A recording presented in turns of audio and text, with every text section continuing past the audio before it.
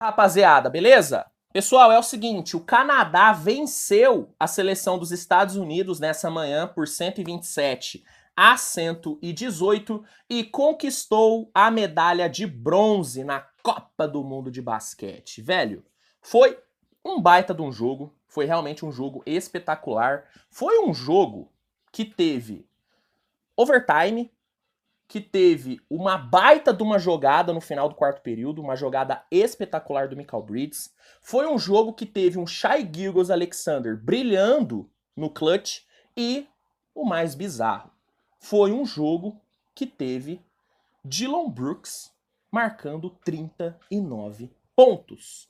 39! Foi realmente um jogo muito bom. Começamos o domingo muito bem. E nesse vídeo eu irei comentar sobre o jogo, passar a minha visão do jogo para vocês. Antes, só peço para que você deixe o seu like e se inscreva no canal se ainda não for inscrito. Fechou? Vamos lá. No primeiro quarto, vimos uma seleção canadense muito bem.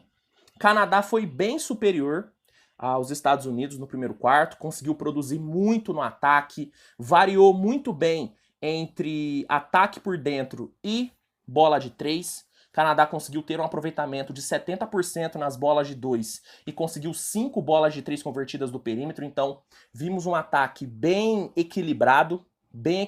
E na defesa, o Canadá foi muito intenso, pressionou a seleção americana durante todo o quarto e terminou o primeiro período com uma vantagem de 9 pontos. E detalhe, marcou 34 pontos no primeiro quarto. Então, realmente o Canadá foi muito bem. No segundo quarto, os Estados Unidos se recuperaram. Os Estados Unidos voltaram para o segundo quarto com uma postura defensiva melhor. A defesa se ajustou bem no segundo quarto, conseguiu dar uma diminuída no ritmo canadense. E no ataque, os Estados Unidos produziram muito bem com o Austin Reaves, que veio bem do banco, e com o Bob Portis, que também veio bem.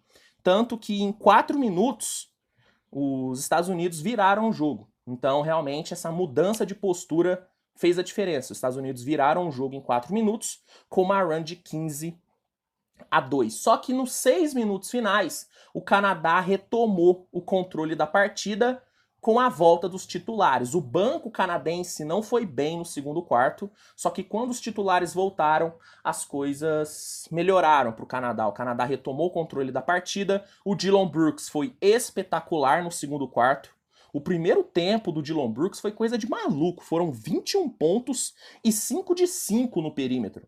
Inacreditável que o Dillon Brooks fez. A defesa bem, fechou bem o quarto e o Canadá foi para o intervalo com uma vantagem de 3 pontinhos. Na volta do intervalo, o Dillon Brooks seguiu quente pra caramba no perímetro. O Dillon Brooks não estava conseguindo errar nada para 3 pontos. Impressionante. E o Shai começou a atacar mais por dentro. O Shai começou a explorar melhor a defesa americana, começou a explorar mais situações de isolation e o Canadá abriu 7 pontos logo nos primeiros minutos. A seleção americana não conseguiu ter um bom ritmo no ataque. Tirando o Anthony Edwards, que conseguiu matar boas bolas, o resto do time americano não teve uma boa produção. O Steve Kerr teve muita dificuldade em fazer o ataque render. A sorte dele é que o Anthony Edwards estava matando bola, porque senão o prejuízo dos Estados Unidos teria sido ainda maior no terceiro quarto. Graças ao Anthony Edwards, o prejuízo foi de apenas 9 pontos de vantagem. E aí, chegamos no quarto período, que foi onde a loucura tomou conta. Depois que o Canadá abriu 10 pontos nos primeiros minutos do quarto período, o Steve Kerr pediu tempo e ele voltou com uma lineup totalmente diferente. Ele tirou os seus bigs, que no caso era o Kessler e o Bob Portis. O JJJ nem na rotação tava, não tava nem no banco. Steve Kerr nem levou o JJJ pro jogo. Então ele voltou do timeout sem os seus bigs e com uma formação tendo 3 guards e 2 alas.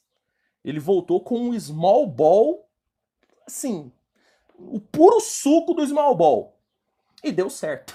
E deu certo. Com um time mais leve, com um time mais baixo, os Estados Unidos conseguiram explorar melhor situações de isolation, conseguiram gerar bons matchups, principalmente o Anthony Edwards e o Austin Reeves. Esses dois conseguiram atacar bem os seus defensores e a transição ofensiva americana foi mais rápida, foi melhor. E os Estados Unidos conseguiram buscou empate. Buscou empate.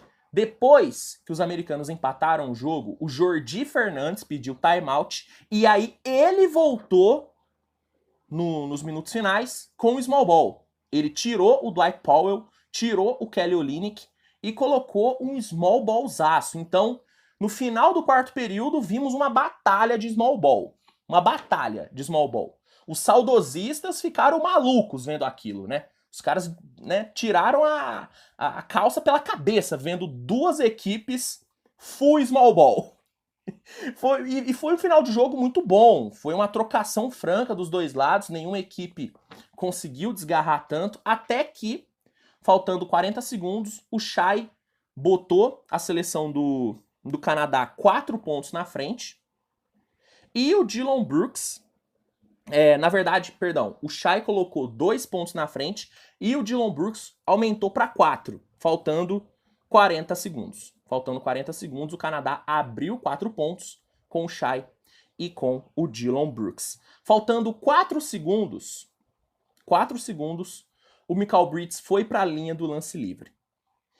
E era muito claro qual seria a jogada americana. O Mikal Bridges ia tentar acertar o primeiro lance livre, errar o segundo, para aí a seleção americana brigar pelo rebote e tentar um arremesso de 3. E deu certo. Uma jogada que tinha tudo para dar errado, deu certo. Deu certo. Mikal Bridges acertou o primeiro lance livre, errou o segundo, ele mesmo pegou o rebote, parou na linha de 3 no corner e matou uma bola espetacular. Espetacular. Deixou ali apenas 0.6 no cronômetro. O Kelly Olynyk quase cometeu o crime com esses 0.6 segundos ainda, mas o Kelly Olynyk não matou a bola e a seleção americana, com essa jogada épica do Mikal Bridges, forçou o overtime e aí parecia que a seleção dos Estados Unidos ia conquistar a vitória, porque a moral tava lá em cima depois da jogada do Mikal Bridges. Mas não foi o que aconteceu. Quem dominou o overtime foi o Canadá. Logo nas primeiras posses, o Shai conseguiu botar 5 pontos de vantagem. Inclusive, ele meteu um ankle breaker pra cima do Mikal Bridges, que foi humilhante. Foi humilhante. O Shai abriu 5, o Dillon Brooks, logo na sequência, botou 6 de vantagem. E o Canadá controlou muito bem o jogo. A seleção dos Estados Unidos não teve resposta para o Canadá no overtime. O Steve Kerr tomou algumas decisões meio questionáveis. Tipo, ele morreu com o Jalen Brunson em quadra. Sendo que o Brunson estava horroroso no jogo. Eu não entendi algumas decisões que o Steve Kerr tomou, sendo muito sincero. Ele abdicou da proteção de aro no overtime, sendo que o Canadá só produziu por dentro no overtime. Ele abdicou da proteção de aro. Então, acho que o Steve Kerr tomou algumas decisões bem questionáveis. Estados Unidos não conseguiu responder. E o R.J. Barrett foi o responsável por enfiar a adaga no peito dos Estados Unidos. Faltando 40 segundos para terminar, ele matou uma bola de 3 que acabou com o jogo. Com essa vitória, o Canadá fez história, meus amigos. É a primeira medalha da seleção canadense de basquete em Copa do Mundo. O Canadá nunca tinha ganhado uma medalha em Copa e ganhou. Ganhou o bronze.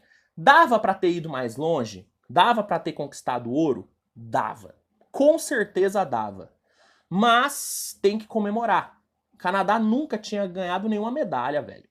Então tem que comemorar. Essa geração é uma geração muito talentosa e é uma geração que pegou experiência de basquete FIBA e vai chegar na Olimpíada muito bem, porque provavelmente vai ter o Jamal Murray. Acredito eu que o Andrew Wiggins deve jogar também a Olimpíada, Então essa seleção canadense promete vir muito forte para a Olimpíada. E essa medalha marca o nome desses jogadores, marca o nome do Shai, marca o nome do Dillon Brooks na história do basquete canadense. Não tem jeito. Inclusive, esses dois foram os caras do jogo. Dillon Brooks, 39 pontos, algo inacreditável, 7 de 8 na bola de 3. O Dillon Brooks acabou com o jogo, ele cozinhou a seleção dos Estados Unidos. E o Shai foi um espetáculo no clutch. 31 pontos, 6 rebotes e 12 assistências. Shai e Dillon Brooks combinaram para 70 pontos. 70 pontos para os dois.